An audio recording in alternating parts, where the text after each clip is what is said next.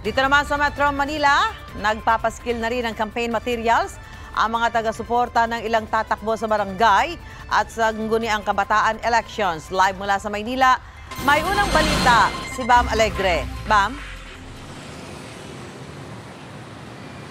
Susan, good morning. May mga nakatakdang pampublikong lugar kung saan pwedeng magpaskil ng mga campaign materials. Ngayon pwede ng mga kampanya para sa barangay and SK elections.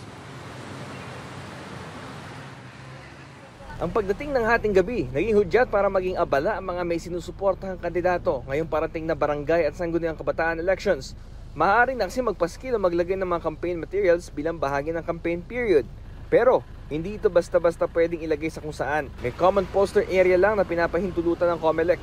Halimbawa dito sa Anona sa Santa Mesa, sa pampublikong lugar lang tulad nito, maaari.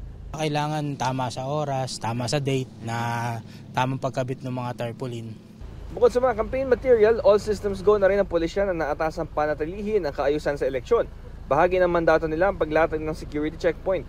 Hindi basta-basta nakalalampas sa mga sasakyan ang hindi na-check ng mga pulis. Mahigpit din ang checkpoint sa Acacia Lane sa Mandaluyong. Pinapahinto ang mga kotse, taxi at mga motorsiklo habang nagmamando rin sa daloy ng mga dumadaan truck.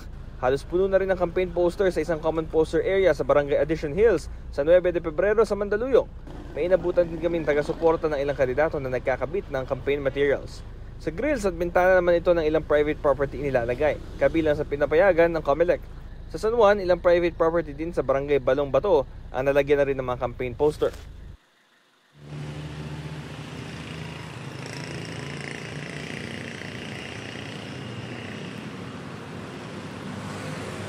Susan, 10 araw tatagal itong campaign period at kung may makita mga paglabag sa rules and regulations, maaari itong iulat sa COMELEC. Ito ang unang balita mula rito sa Maynila. Bam Alegre para sa GMA Integrated News.